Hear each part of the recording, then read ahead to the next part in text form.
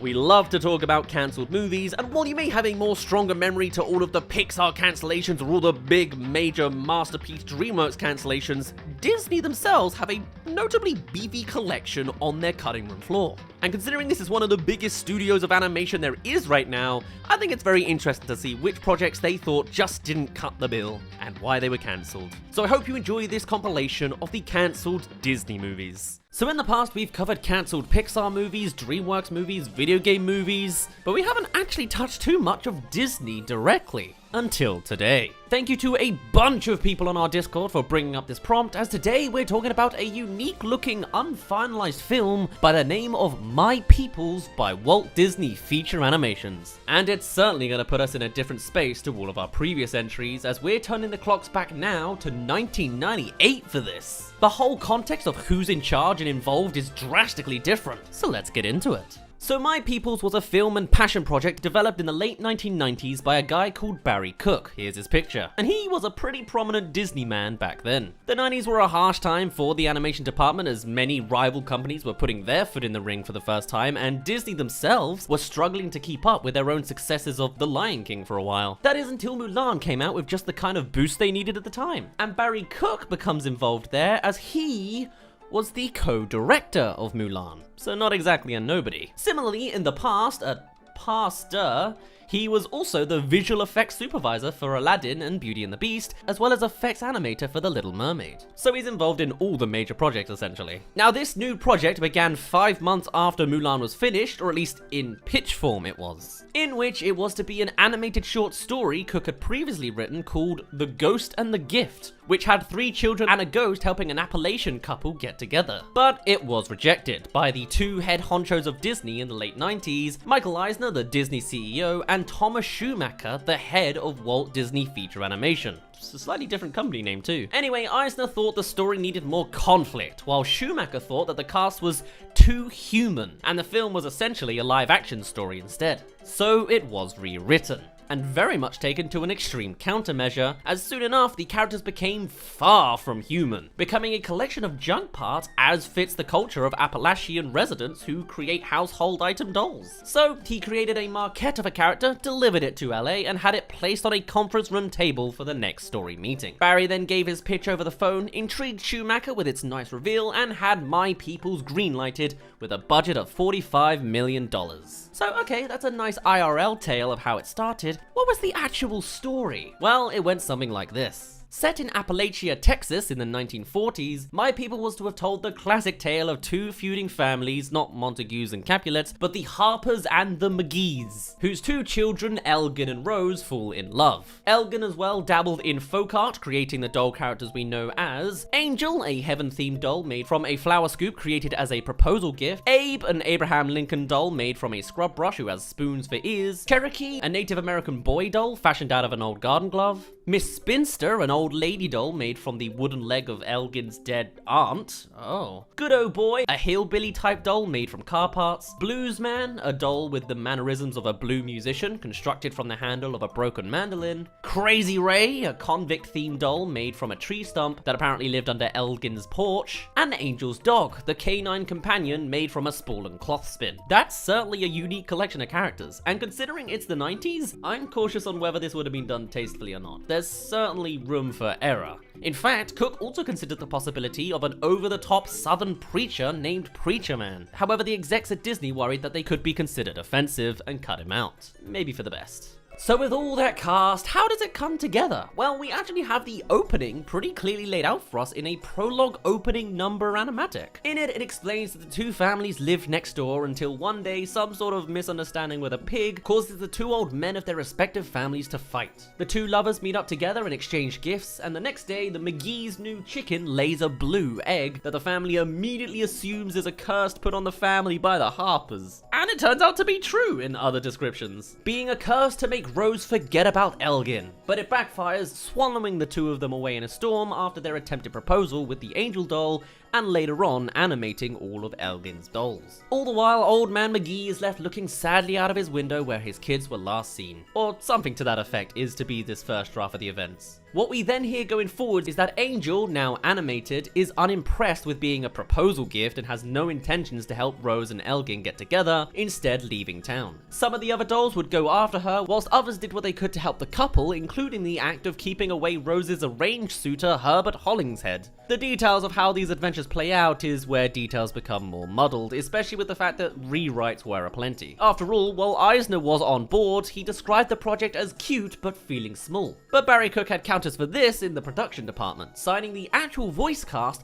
to be massive, whilst keeping down costs by dipping into the CG transition going on at the time, pitching the production as being 70% CG and 30% hand-drawn. Wow, that's certainly ahead of its time, actually. And apparently CG was cheaper. How would that fit in? Well, the idea was going to be that the dolls would be CG, whilst the humans and backgrounds were traditionally animated, given the effect that they pop out on the screen once they become animated. An interesting idea, and we could see some of that in effect, though this is early 2000 tech, so it's a little rough around the edges. Still cool though. And hey, since you're halfway through, come subscribe for more cancelled content. So let's have a look at the actual visuals we have of the film. We've got a size comparison that confuses me because Abe is gigantic. What a doll. There's a test animation for Bluesman singing on a blues stage, an attempt at the 2D and 3D integration, which is a good go, though less succinct as what can be done in later years. There's an Edna Lee test, as it's called, looking like a 2D animated version of Miss Spinster, a new name and animation style? Okay. A good look at Old Man McGee, a whole storyboard of Old Man McGee's story apparently, though it looks like the guy making some sort of poisonous substance. Is this meant to be a version of The Curse? Which means it's Old Man Harper? There's also pieces of a music number with the dolls, really highlighting the strange size differences in places. And then all sorts of locations for the adventure. A rail crossing with a steam train at night, out in nature with a few characters, a few glimpses inside the home. Is this fancy concept art or an abstract sequence actually in the movie? A gloomy night with some kind of risky character design. Being near a gas station, presumably near the car repair shop. Some 3D models realized, and hey, here's even more details on the actual humans of the story. I don't see much of those. There's a little outhouse, a school bus, a scrap heap by a tree that good old boy later turns into a vehicle. Cool. And then there's the actual animated stuff. Like this proof of concept showing most dolls reacting in a cinema screening of The Sixth Sense. It was relevant in 1999, with Granny telling quips and spoiling the movie, and the dog having an unexpectedly low voice for his teeny tiny size. Pipe down, you old bag! Poochie, you just made a date with Gucci! What a line.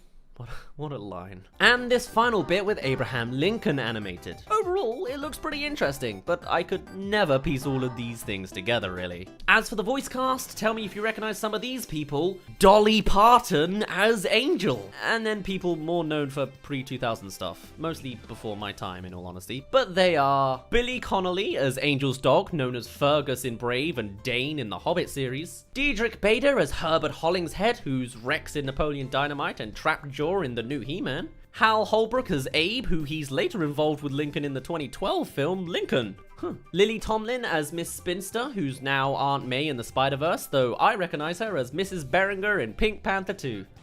Inspector, we never refer to Japanese people as our little yellow friends. Bit why? This all went over my head as a kid. My god. Anyway, next there's Lou Rolls as Bluesman, known for his soundtrack work on stuff like Playback and The Tuxedo. Ashley Judd as Rose McGee, being in Double Jeopardy at the time and Twin Peaks in 2017. Travis Tritt as Elgin Harper, being in Blues Brothers 2000 with Lou Rolls. And more soundtracking for My Cousin Vinny and Honeymoon in Vegas. Mike Snyder, with an I, as Good Old Boy, performing in The Dolly Show and as an announcer in Nashville Beat. And finally, there's Charles Durning as Old Man McGee, being in Oh Brother, Where Art Thou, as well as the Muppet movie in 1979. A lot of this, admittedly, goes over my head, but it's a whole different time with a whole different people. And some of these guys were big, winning awards and everything. Not to mention, for a short time, Barry Cook had convinced James Carville to voice Crazy Ray. Who's James Carville? I didn't know. He was the former lead strategist for Bill Clinton's presidential campaigns. Nowadays commenting on liberal politics still, but notably giving a prediction in the 2020 election that was, quote, The most audacious, confident, and spectacularly incorrect prognostication about the year for thinking the presidency would be known by 10 p.m. rather than 4 days later. I'm sorry I keep falling down rabbit holes here, but it's fascinating as a British guy who doesn't know 1990s America. Still, what a crazy casting. Imagine if politicians getting into movies was a trend. There were also big hits in the soundtrack, with bluegrass musician Ricky Staggs hired to work with Marty Stewart and Hank Williams III, each known for The Raw Deal and The Cat in the Hat, The Marty Stewart Show and Fun with Dick and Jane, Driven and The Judge, respectively, so a lot of the budget went there too. But of course, things started to go downhill fast. One of the things to note actually comes from that prologue song again, which seems to be a slightly later draft of events, as it describes the film as taking place in Long ago, about 1811. which is certainly not the 1940s vibe from before. Abraham Lincoln was just about born then, huh? But rewrites would become commonplace after one major change. In January of 2003, Thomas Schumacher resigned as head of animation and was replaced by former television animation head David Stainton. And this guy was not on board with My Peoples. Immediately, Staten began to suggest several name changes for the film, hence why there's a lot of titles. Like Once in a Blue Moon, or Elgin's People, or a favourite, Angel and Her No Good Sister, which implies conflict immediately, apparently. Staten found himself unimpressed with the film's story reel presented to him in February 2003, so it was rewritten again. After taking a research trip to the Appalachian Mountains, Cook then suggested that the dolls be not spelled to life, but possessed by Elgin's deceased relatives. Cheery. But it makes sense, as a lot of ghost stories were present in that city. Though something that was clarified for, say, the Abraham Lincoln character was he wasn't literally the president. He's an old scrub brush with spoons for ears that thinks he's president. Like Teddy in Arsenic and Old Lace, who thinks he's Roosevelt. So they, quote, "We're gonna have him do crazy President Lincoln kind of things, like emancipating the chickens out in the barnyard." But that said, Abe's character was also going to be this movie's voice of reason. He would be the one advising caution when all of the characters wanted to go rushing after Angel. What that means for his traits if possessed by a dead human that's probably not the president, I have no idea, but you can see how it gets complicated on the logic. Due to this alteration now, the title was changed from My Peoples to A Few Good Ghosts. Sounds less appealing to me. While Staten was happy with this change, Barry Cook, having now a personal attachment to his original storyline, wished he could stick with it. However, as director, you know you gotta make sacrifices for the big bad Hollywood process. And the grueling process continued from there. With new executives in charge, it was a much harder pitch to convince people to get into it. And supposedly, exec story notes would turn more and more erratic as time went on, starting with something like, "Stage that scene indoors at an old-time movie theater," to, maybe the scene would play better if it was set outdoors at a drive-in movie. Either way, it had many rewrites. And then it was announced on March 25th, 2002, the Burbank studio of Walt Disney Feature Animation would soon be transformed into an all-digital operation, producing only CG movies, with the last two hand-drawn projects, Brother Bear and the 30% of My Peoples, being completed in Florida. And though David Stainton allowed Barry's film to officially go into production in May of 2003, the project was only up and running for a brief 6 months. Later in November of 2003, David Staten flew to the studio's Florida animation branch where Barry Cook worked and announced that the film would be shut down due to Chicken Little just having more potential. He also announced that the branch would be closing down the following year, decimating everyone's jobs. So in November of 2003, it was cancelled. Why? The guys at the top just weren't getting it. Not to mention, Chicken Little was deemed more favorable. Look how that turned out. Though apparently that too had been warped to hell and back. Another factor came from the fact that executives seriously underestimated the appeal of bluegrass musicians. Though Cook had argued that they just distributed Oh Brother Where Art Thou domestically in 2000 with a load of bluegrass music and went on to win a Grammy as Album of the Year and become one of the best-selling soundtracks of all time. But apparently by 2003 it was forgotten. And soon enough, Cook discovered that there just wasn't room for him either at the new version of the company. And after 22 years, he moved on, saying, "It's a hard lesson to learn that, while you may be personally loyal to a corporation, it's impossible for a corporation to be loyal back to an individual. Enormous multinational companies just aren't built like that." Yeah. And so Cook went on to tell each voice actor. Charles Durning was especially upset after apparently being incredibly hyped to do voice work for an animated character in a Disney film, and that was the end of My Peoples 18 years ago. So, Where are they now? Well, for most of 2009, Cook was over in the UK, where he worked at Aardman Animations, and in 2011 he became co-director of another iconic movie, Arthur Christmas. So I wouldn't say it was a totally bad ending. Looking back on My Peoples, Cook said, "More than any other project, I poured my soul into it. I opened myself up to all the things I love, the culture I grew up in, the music that I still to this day love dearly. It was all part of that. It was very personal to me as a filmmaker," as is a running theme with these cancelled productions. It seems a little ahead of its time with its style and a new corner of representation for a culture less common on the big screen. But it likely won't be coming back. Just a shame that Chicken Little had to be the thing that replaced it. How'd you get over there? Over where? There. Where? There. How'd you get over there? Who are we talking about? You know, this cancelled series of mine we've been doing for a fair while, and there's a notable theme across most of the ones we've covered so far. They're all set in the same period. I feel like I'm trapped in 2016 every time. Did you know there was a corporate reshuffle at DreamWorks? But today, we're still touching 2016, but this is the most recent of cancelled productions we've done so far, and it's not DreamWorks. Today, we're touching on the somewhat rare appearance of a Disney cancellation, and one that had the final nail in the coffin land just last year. It's been suggested many a times on our Discord, and that is the project that was Disney's Gigantic. Now, Gigantic was a planned computer-animated musical comedy film announced back on August 14th, 2015 by John Lasseter at the D23 Expo. And more so than just being any musical, it was specifically sprouting off of the backs of a very popular duo from that time, with the songs being written for the film by Kristen Anderson Lopez and Robert Lopez. Who are they? Well, they're none other than the Academy Award-winning creators behind the songs in Frozen. Yes, these guys are the ones you can blame for those songs playing on repeat for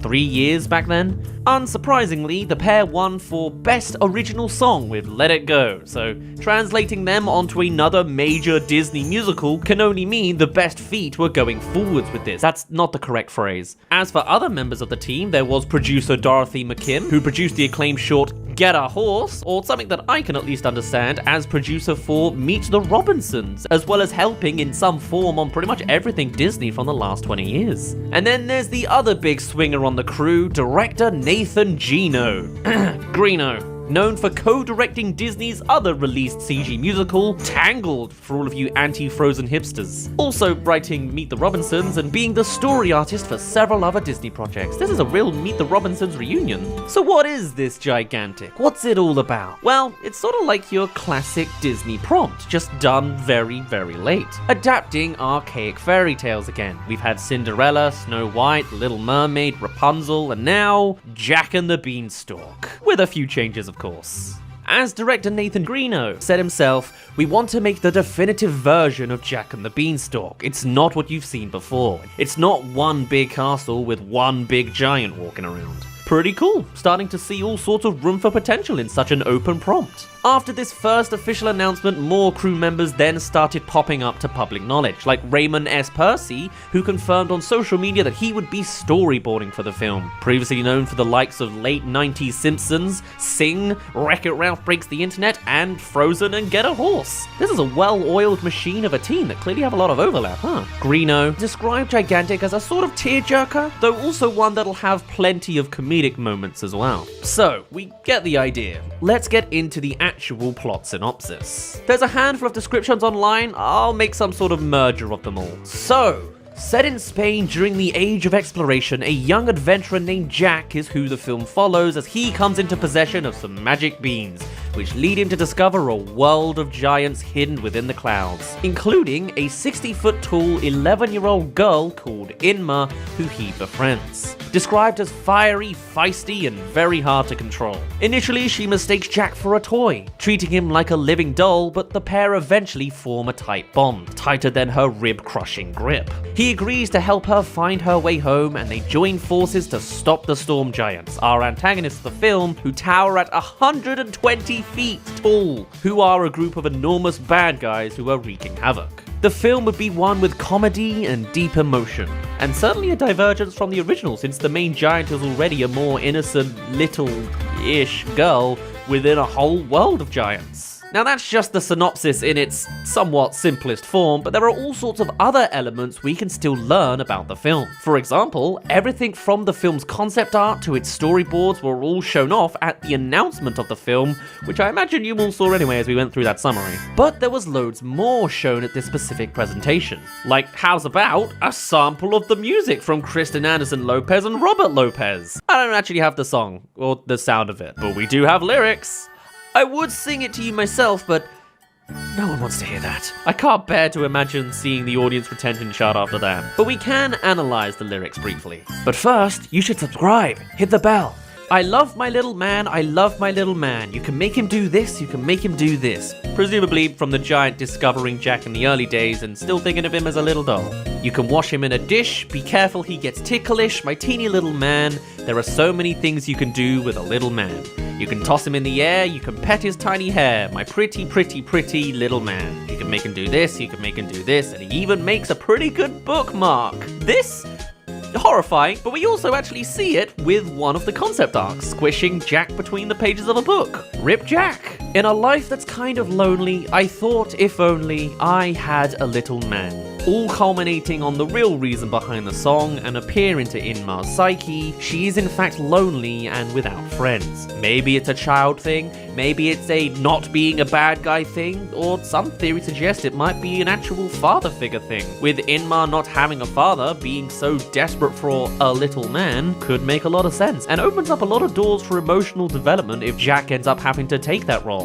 The size difference certainly allows for the comedy to swing in too. Or it could be she's lonely because she's not at home and she needs to get home, as the plot synopsis said. Whatever the case, it's kinda Anna's arc again. All the while, Jack is being little manhandled, thrown around in a paper airplane, being dishwashed and all that fun. And since it's not clear, it's a toss-up between whether Jack would be squirming through all these moments, hence the ticklish line, and a comment of being a living doll in the synopsis, or if he was playing dead just in order to survive, as opposed to actually starting to talk to Inmar here. And some speculated that this ruse would continue with any interaction with other giants, considering they're probably a lot less agreeable. Still, this is a look into an early sequence of the film, and during the presentation, this song was fully being performed by the songwriters as the relevant concept art went by. Here's an exasperated Jack at the mercy of Inmar, Inmar proudly holding up her new toy up into the air. Here's Inmar looking mischievously down at a hopeless Jackie. He sure is hopeless a lot in this film, isn't he? But beyond just the music samples, the concept art, the logo, and all that jazz, there's not actually jazz in this, but anyway, that was a stupid joke, why did I say it? It's not even in the script. There was further proof of Gigantic's serious progress on the development line, at least in concept, as much like Pixar and their films, snuck in places are of course references from other movies. And just like Newt with Toy Story 3, the same happened here with this cancelled project still reaching the big screen in referential form. You either know this or you don't, but it is in Zootropolis.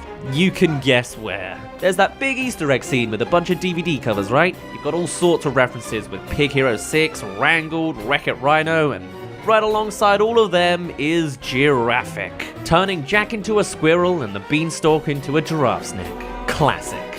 This is as close to the real thing as we will ever get, probably. Unless they choose to revive this project in the future, which I guess is possible, but anyway. There is no official footage from the movie, unfortunately. So yes, this is as HD and in color and in motion, I guess, as it gets. What went wrong?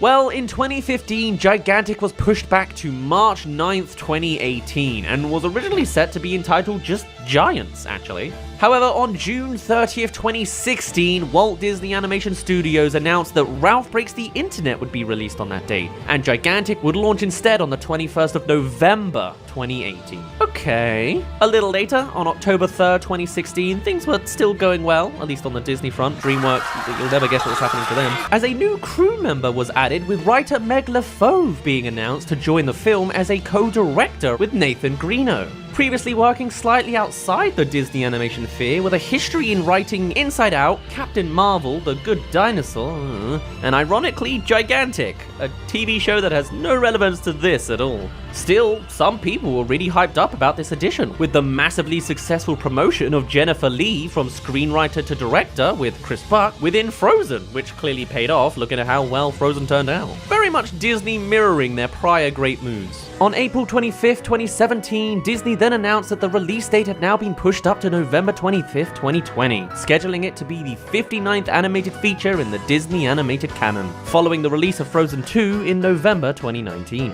And Ralph Breaks the Internet took Gigantic's November 2018 slot. And then Gigantic was eventually pulled from the film slate entirely, because Gigantic had some creative delays, even after Disney had hired Meg LaFauve to co-write and direct the movie. According to Disney and Pixar Animation president Ed Catmull, the project was cancelled due to creative differences. Wow, how descriptive there. And Disney had to admit defeat and stated that the movie's concept just wasn't there. It's impossible to know when we begin a project how the creative process will unfold, and sometimes, no matter how much we love an idea or how much heart goes into it, we find that it just isn't working, Catmull clarified. With Gigantic, we've come to that point, and although it's a difficult decision, we are ending active development for now. We are focusing our energies on another project that has been in the works, which we'll be sharing more about soon, now set for Thanksgiving 2020. It was Raya and the Last Dragon.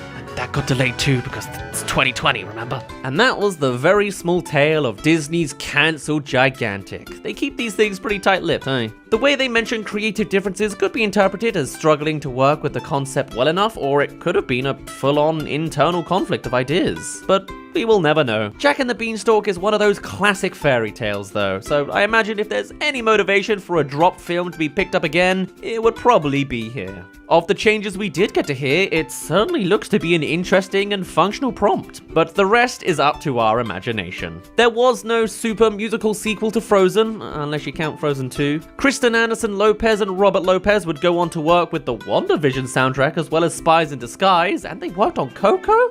These guys are legendary. But even with Disney's Encanto coming up, they're not involved. Oh, that's because Disney labbed Lin-Manuel Miranda for that.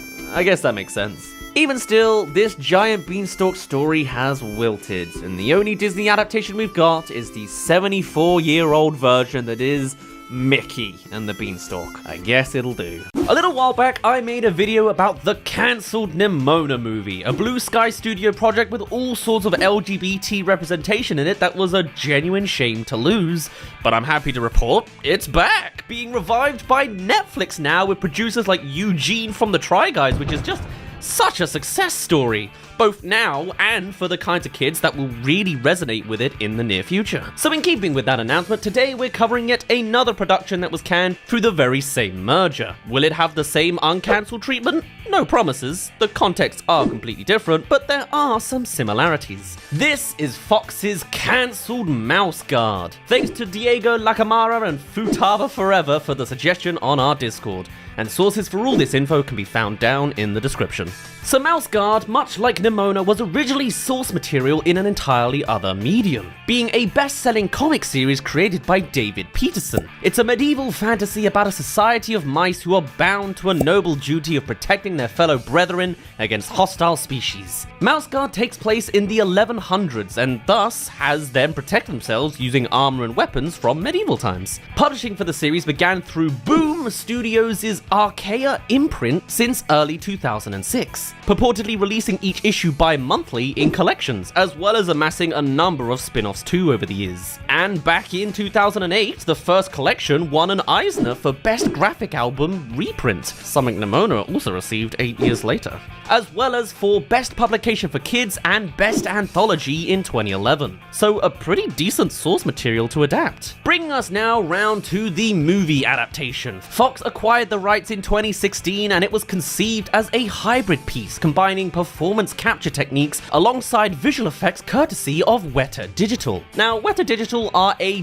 dominating force in their field. When it comes to their VFX history, they've got it all. The Marvel films, the Batman, Kingsman, Godzilla vs. Kong, Avatar, Planet of the Apes, Lord of the Rings, basically anything astounding was probably them. So slotting them onto this project can only mean some top-shelf production quality. And during these early days, more crew members came to the surface. Matt Reeves, director of Planet of the Apes and later The Batman, was set to produce, alongside Ross Ritchie and Stephen Christie, who come from Boom Studios. Gary Whitta was set to screenwrite the whole thing, whose history work is quite cool, writing Rogue One and Star Wars Rebels, as well as the Walking Dead Telltale game, and as director of the Animal Talking podcast. Nice. And to top it off, David Peterson, of course, was co-producing too. Move forward a year and you then have Joe Hartwick and Wes Bull join the team, a regular duo responsible for the Maze Runner trilogy, as well as graphics for a few documentary shorts, a handful of short films, and an untitled Planet of the Apes project.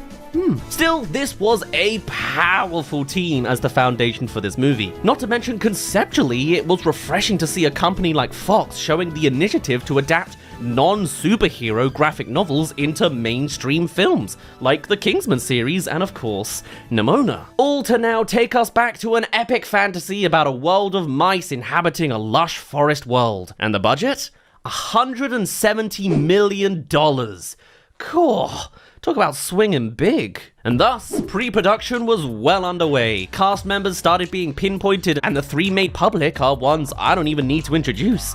Heard of a couple people called Idris Elba, Andy Serkis, Thomas Brody Sangster? Exactly the people for the job, considering there are Game of Thrones vibes with this setting, as well as the fact that Andy Serkis and Weta Digital had literally worked together to make Gollum a CG reality. From the sounds of things, everything just seemed to fall into place. As when the director recalled events, this was his explanation. Fox production chief Emma Watts had been fantastic through this whole process. We made 3 movies together and she's been a huge champion, and the first time she asked what did I want to do after Maze Runner, I said something small, and she said make it cool and big. Sounds like the opposite of what he asked. Anyway, they'd been talking about this mouse guard thing, this mice with swords epic. She wanted me to take a look at it and to think of it like Avatar, and what would James Cameron do?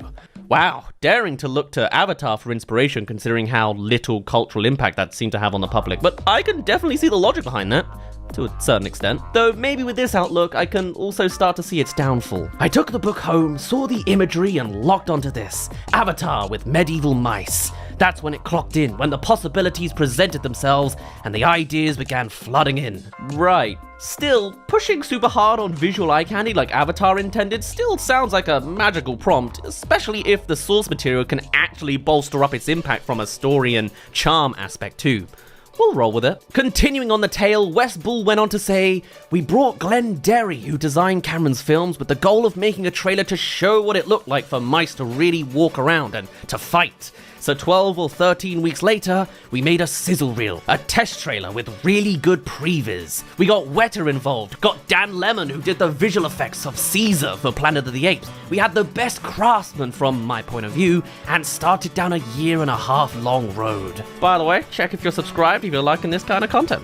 What a build-up of hype this project sounds to be, with all its big names attached and all its moving parts. This unsinkable system is what Wes Bull described as the machine that founded this film and motivated him so much to see it through. Another such crew member was Derek Zabrocki, as a concept artist who would also be a part of the imagery of this film that got out to the public later on. Priorly working on concept art for Maze Runner, Robin Hood, 2 Love, Death and Robots episodes, the lead concept artist for Sonic 2 these days, as well as with a video game history again in Halo Wars 2 and Assassin's Creed Syndicate. Really cool to see. Man, this is why I follow crew members as I discover them. You never know what hidden gems you can find. And during these good times, in June 2018, screenwriter Gary Whitta would also go on to tweet a preview of the first page for eager fans. A poorly aged image with today's knowledge. And as pre-prod came to an end and filming was a mere 2 weeks away, it happened. We kept building out the movie, hiring cast that was about to fly here, and then 2 weeks out, boom, it just happened. It sucks having the rug pulled out from under you.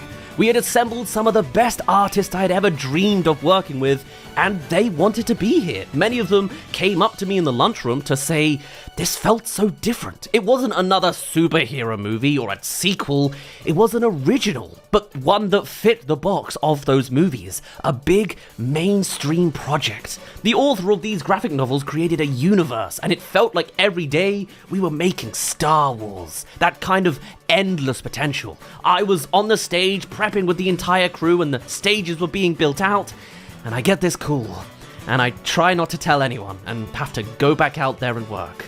Eventually, I had to come clean with everyone. The project had been halted in April of 2019 due to that iconic merger of Disney and Fox. And with many projects going down from this corporate swallowing, Mouse Guard was one of the very earliest casualties, as Blue Sky Studios in its entirety went down 2 years later under new management too. Westball on this commented that he had no ill will towards Disney. They made a decision. We asked, "Are you sure?" And they were. They had their reasons. An unknown IP of a rodent Game of Thrones is just a risk some companies don't want to play with. And a little later down the timeline, Bull would confirm rumors of its cancellation on Twitter, as well as uploading a video tour of the empty studio. It had been in development at Fox for around a year. But that's not the end of the tale. We love a good revenge reveal, as it was at this time that West dropped the ball of 9 minutes of a demo reel for the film, the likes of which you've probably had in the background of this video sporadically. To be clear, this isn't how the movie would have actually looked, as this demo was rendered in Unreal Engine. There's a lot of connections to video games this time around, huh? Using some of the movie's core assets. If you're looking for actual true-to-vision representation, keep a closer eye on the artwork for the production. Speaking of which, it was also now that Darek Zabrocki released this bombardment of artwork mentioned previously too, all to hopefully garner some attention and put in motion attempts of an early res. For me, it was the biggest, most elaborate and in-depth, full of freedom project I ever took part in. Sadly cancelled, but hey, whatever was done was golden, and it's gonna resonate through my works in upcoming weeks, months, or even years. It was at this point Westball started looking away from Disney for this project. Emma was great. She asked Disney to let us shop it around and see if other studios were interested, but it's a big number for studios that have slates set for years in those kind of films. One article reported the possibility of Netflix, since they got behind Andy Serkis's Mowgli movie when it was dropped by Warner Bros, and is also relevant now since Nimona got a similar pathing through them too. Though with Mowgli, the film had already been wrapped and was completed, so the contexts are still different enough to not be in Mouse Guard's favor. Another issue with the phase of straw grasping was working around lowering the chunky budget. You have to understand, the machine was built and the Weta pipeline. Everything had been built out for a year. If you try to cut it in half, that machine doesn't work. You could do that with live action, but we were inventing a new technological scope that would have been hard to pull off in a much quicker turnaround than the one we allotted for. The very machine that gave this film such a pedestal was equally part of its downfall. And with his project's obituary, after 2 months of searching, he wrote, "Yes, sadly it's true. Our #MouseGuard movie is dead. Seems it's too big a risk. It's a damn shame, really. We had something special. To my hella talented cast and crew, I'm sorry I couldn't push this one through. The past year with you all has been a blast. May the guard prevail." Westball was then asked to look back on production 10 weeks later, it's also where we got a lot of previous quotes, commenting on any request of major thoughts, to which he said, "Well, maybe I should have asked permission before I posted that footage. I might be in a bit of trouble. But a lot of artists worked very hard here, and it broke my heart that nobody was going to see their work. I gave up no spoilers. This was a teaser done as a test, and I hoped it might help the movie, but I wish I'd asked." The concept is refreshing but familiar enough, and our approach was to take a very familiar, classic hero journey story with cutting-edge technology. The ambition was the spectacle you felt going to those Planet of the Apes movies, where it was stunning to watch this magic trick unfold in front of your eyes. This story was so charming and inviting, a perfect 4-quadrant movie, and a lot of studios loved it. I was thrilled by what we had done and the machine we had built. I did get comments like, "It's an IP that nobody knows," or that people might not relate to mice characters. I got all that. But my argument was that we embraced the blue people in Avatar. Either way, the Mouse Guard never came to fruition. Could it receive the Nimona treatment of a revival too? Maybe. I personally am more for the deeper influence a film of that category can bring, but this sounds pretty intriguing too. It's always fun to root for the little guys. And as Westball put it to rest, even though the machine has been disassembled, the beautiful thing is there is this digital movie all designed and resting inside a video game engine, and it all exists on a hard drive. If we should decide to relaunch, even if we approach it in a different way, all those assets that were built are there and we can dive back in. Someone told me 15 years ago, heat comes and goes, but talent never dies. This film will be relevant in 5 years as it is now. I have faith in that, and maybe the attention will inspire someone to take it on. All I want is to see the audience in theaters react to all the incredible things we dreamed up here. What a powerful statement to end on. Oh, and there's one more thing from Gary Witter, 2.5 years later in March 2022, whereby he said, "When I was tweeting recently about abandoned projects, I didn't include this one because it's still too painful. Probably my favorite thing I've ever written, poured my heart and soul into it. Everybody loved it, ripped my guts out when it got, that's a word I won't say on this video. Not to make any news or anything, but I think this will be my next movie. I kinda went off after this movie, had a vacation and was sort of dreaming about what could be next, but if all goes according to plan, this might be it. It could be pretty special, actually.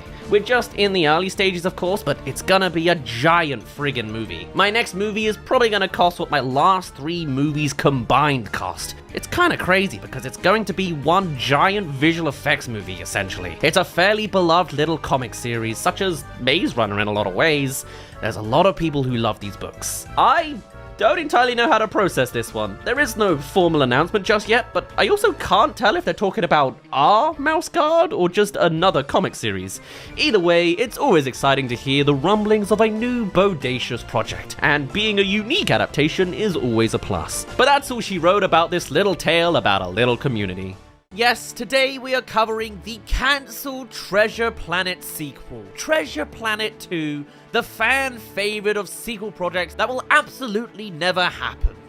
Or will it? So yes, this is a cancelled project I've seen murmured around in the internet for ages now, as they were legitimately developing a sequel to the movie before even the first one had actually come out. A very daring and ambitious project, to say the least. It had the bare bones of a story all worked out, a reunion of Jim and John Silver, and a villain that would have been voiced by the Green Goblin himself, Willem Dafoe.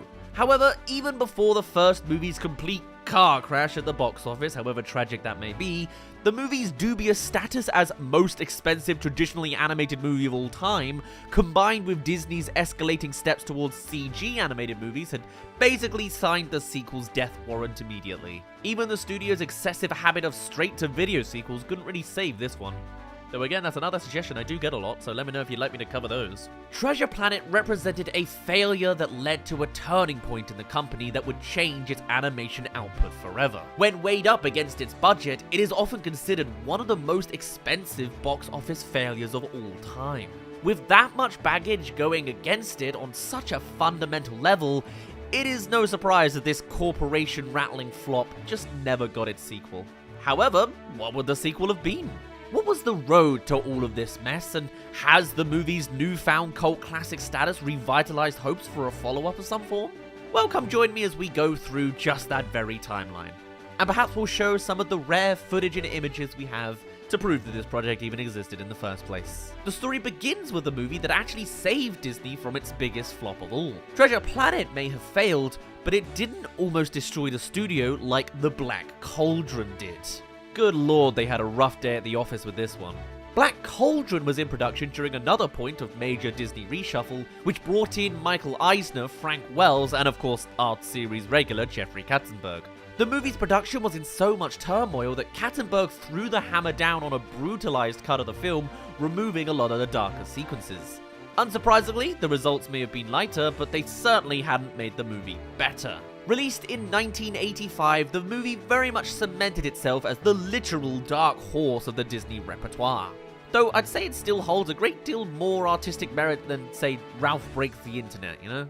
The production was such a mess that many of the creative team moved to the other movie in development, that being The Great Mouse Detective, released in 1986. Now, while it made nowhere near the splash that The Little Mermaid, no pun intended, made, it managed to be a decently performing film that turned the post-Black Cauldron narrative around and get the studio on the road to recovery. But you may be asking, why is that exactly relevant to Treasure Planet?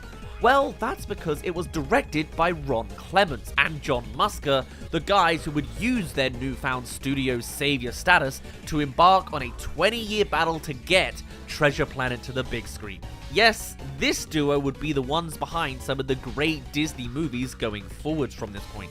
Little Mermaid, Aladdin, Hercules, these two were the real deal. And with each success they had, they would take another swing at pitching their Treasure Island in Space movie to the studio.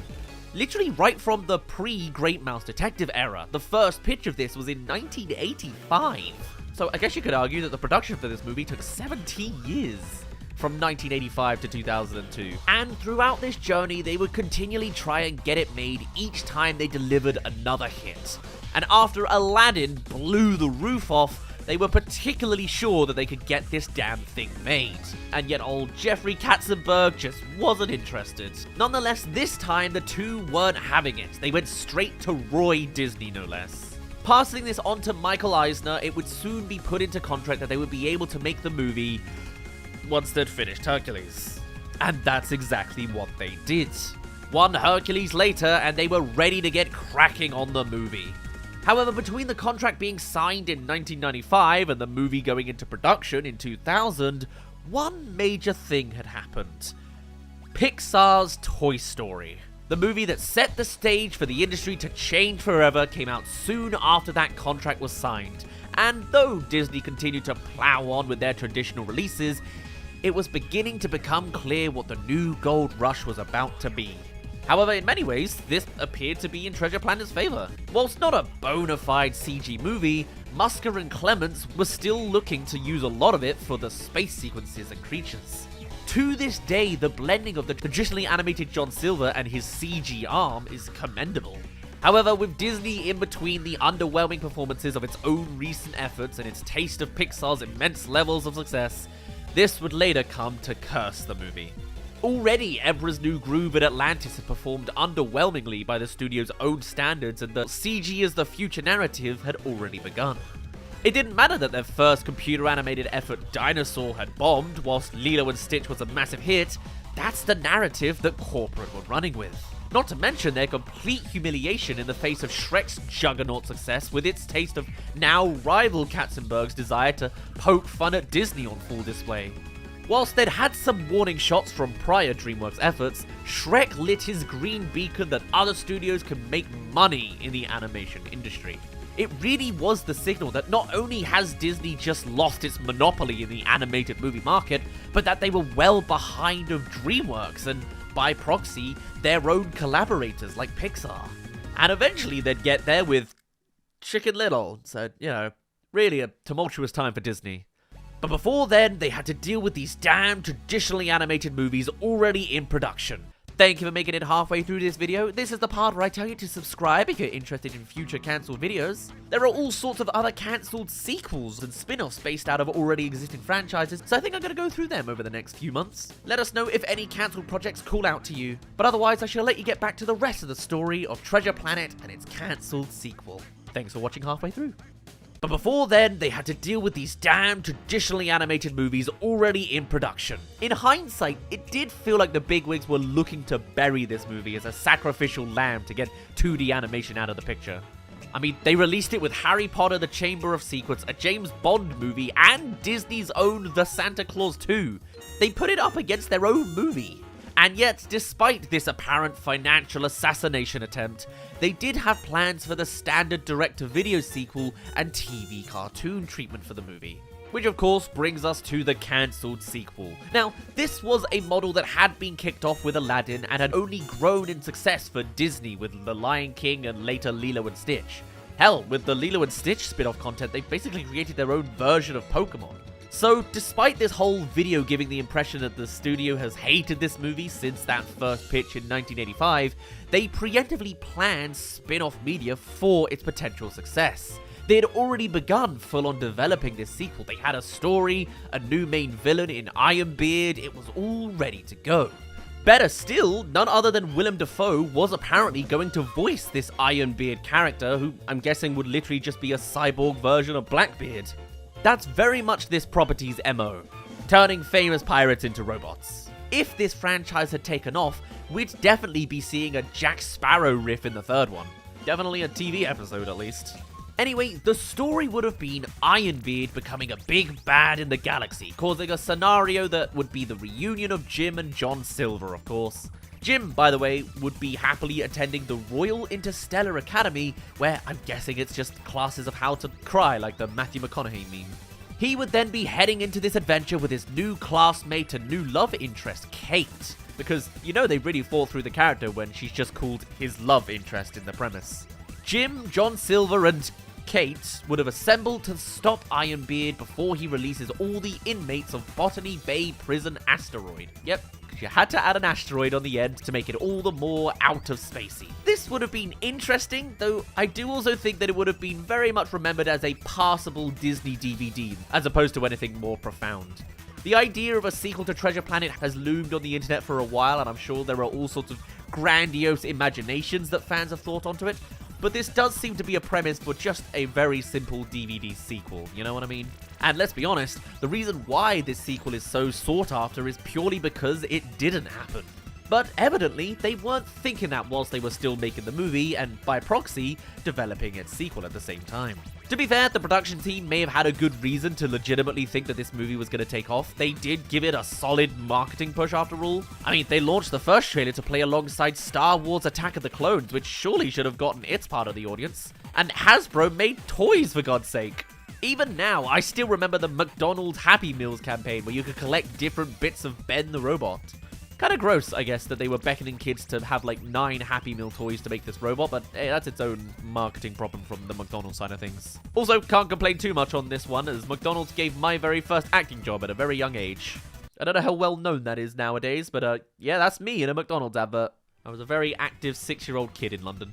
Anyway, as we'd go on to learn, even the very capable hands of the McDonald's marketing team just couldn't have saved this movie. Considering its $140 million price tag, its total of $110 million gross was just crushing. The movie tanked, and Disney traditional animation department was retired one home on the range later. It still boggles me that these two eras of Disney are conjoined by two farm-centric movies, with Chicken Little coming out after that. However, as the internet very much made sure of, life for Treasure Planet would not end there. On home media, and though I hate giving it credit very much, on Disney Plus as well, this thing is now a certified cult classic. Almost 22 years on, this movie is now the darling of animation YouTube. Despite its flaws, it's pretty universally recognized as a great movie that just didn't get its due. Its more radical reinvention of a classic tale paved the way for later efforts such as Rapunzel and the Snow Queen before Tangled and Frozen. Its fascinating blend of period clothing and steampunk in a sci-fi setting remains unique even to this day. And the core relationship between Jim and John Silver is now often commended for improving on the original source material. As for whether Disney has noticed the fact, I think they have some idea. As just last year in the 100-year anniversary short, Jim Hawkins got a nice individual shot gliding down the corridors of Disney animation. Beyond that, they were certainly not shy on the merchandise for the movie's 20th year anniversary either, as they gave Jim and John Silver their own Christmas ornament for God's sake. Whilst I don't think they'd risk another theatrical movie, I could definitely see more recent successes along the lines of X-Men 97 spurring on finally getting a series done or something. Do it properly, and you could get a really good series out of the Treasure Planet universe for Disney+. It would also make for one of the better live-action remake ideas, though I have no interest in spurring them on to do more of those. Though I guess we'll see if the outcome of that photorealistic Mufasa will really change my mind. That's what I think, at the very least. That is the full timeline of the Treasure Planet franchise, and the unfortunate cancelling before it could even really begin, that is, the cancelled Treasure Planet sequel. And that's all there is so far. There will of course be more cancelled Disney productions in the future. I wouldn't be surprised if one being worked on right now is cancelled before we see the end of it. I don't know which one I'm referring to, but you never know. Either way, I hope you've enjoyed looking into a little bit of an alternate timeline of media consumption. And hey, let me know which one's your favourite. For now though, my name's been Daz, thank you very much for reaching the end of this compilation, and I shall see you all in a little bit.